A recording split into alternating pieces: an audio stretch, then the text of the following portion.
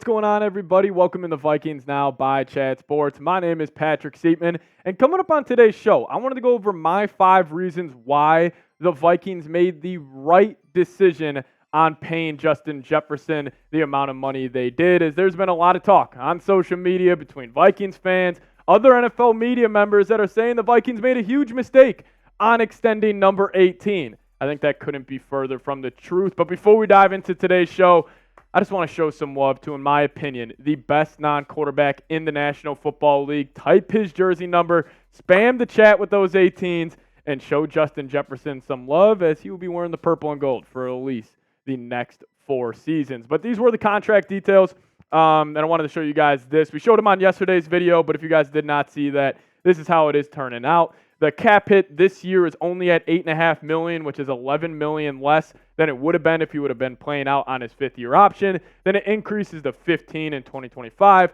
$40 million in 26, $43 million in 27, and in 2028, the last year of the deal, it is at $47 million. So 5 reasons why this was the right decision for Kwesi Adofo-Mensah.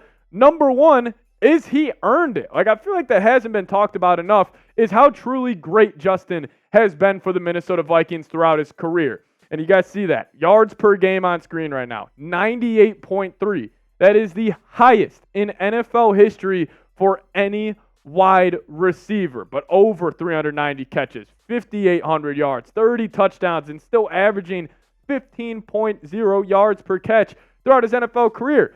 And my take on it is Justin Jefferson has not only exceeded your expectations on the field, but he has been everything you would want from a receiver off the field. If we remember Stephon Diggs, he was an unreal talent, generational talent at that wide receiver spot for Minnesota, but he had off the field issues. He had locker room issues. He was kind of a diva during the last couple of years with his time with the Minnesota Vikings. We haven't heard one little report about Justin Jefferson being unhappy or causing locker room issues. He has been a model citizen for the Minnesota Vikings, and I think he deserves to be paid the highest paid non-quarterback in the NFL. I understand, Nick Bosa, maybe you can make the argument that the edge position is more important than the wide receiver spot, but I think Jefferson deserved every single cent of this contract because, in my opinion, he is the most impactful non-quarterback in the National Football League, and he's 24 years old, so you pay him what he is deserved. But other guys on this list, A.J. Brown was also extended this offseason, getting $32 million per year. Chris Jones and Amon-Ra St. Brown, all other deals that got done this offseason. But my second reason why it was the right decision, the salary cap in the NFL. It just continues and continues to go up. So you can afford paying a premium price for a guy like Justin Jefferson. Back in 2021, the NFL salary cap was at $182.5 million. It increased in 2022 to $208 million, and then we saw a 13% increase this past year, getting up to $255.4 million.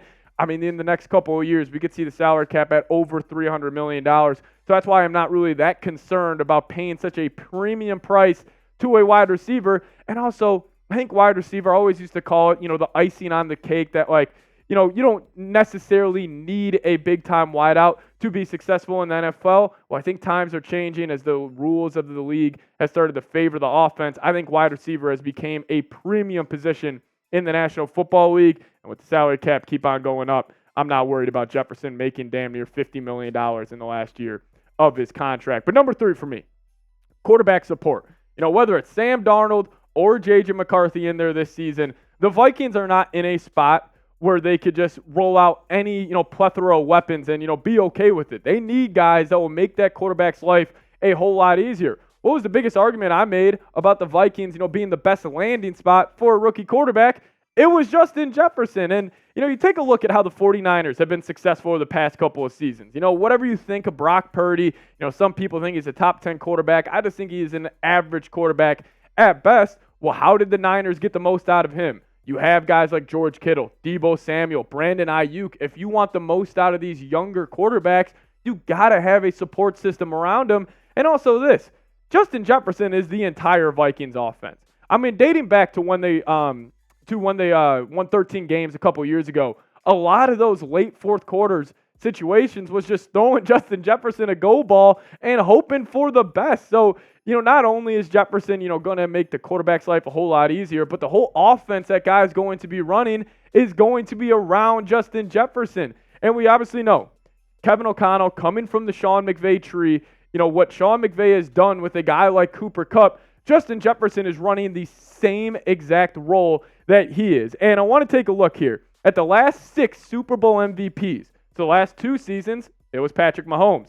Year before that, it was this guy right here, Cooper Kupp. Year before that was Tom Brady. Then it went back to Mahomes, and then it went back to Julian Edelman. So 2 of the past 6 Super Bowl MVPs have been at the quarterback position, and the 2 quarterbacks that have won that are the 2 greatest of all time. So I think wide receiver, I think that just kind of speaks to the more, value that is at that position. And also one more note, 9 out of the 10 receiving leaders this past season in the NFL, 9 of 10 of them made the playoffs. Just even more ammunition to the receiver position being more valuable than it was in years past. But number 4 for me, the locker room. And I think this really, really matters. And if you're just another player on the Minnesota Vikings, let's say Christian Darrisaw, for example, who is eligible for a contract extension this offseason, what type of message would it have sent to a guy like Christian Darrisaw if you did not pay Justin Jefferson the amount he deserved and the amount he wanted?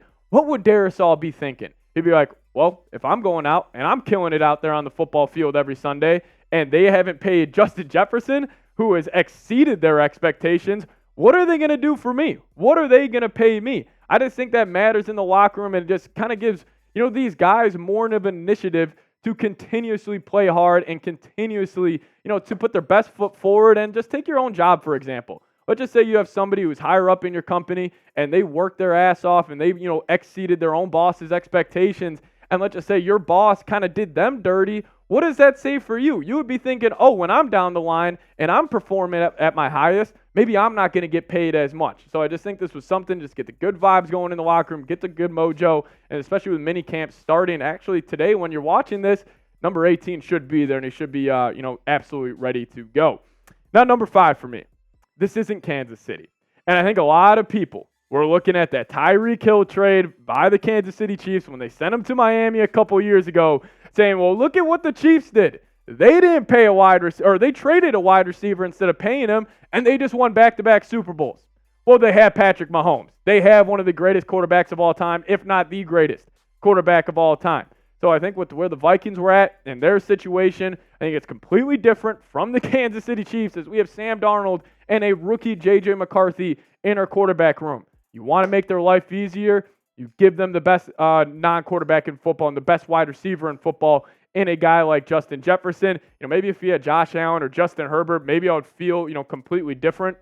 It's why we saw, the Chargers this offseason move off guys like Mike Williams and Keenan Allen. Like, they're in a different spot than the Vikings. But without a superstar at quarterback, you are going to need to put weapons around him, or else you're going to have a really tough time succeeding in the NFL. But we started today's show by showing Justin Jefferson some love, and I want to end today's show by showing the best non-quarterback in the NFL our support. So type his jersey number, flood the chat with those 18s. I would really appreciate it. Maybe if one of his friends or family members is watching that, I'm sure they would love to see the comment section flooded with 18s as well.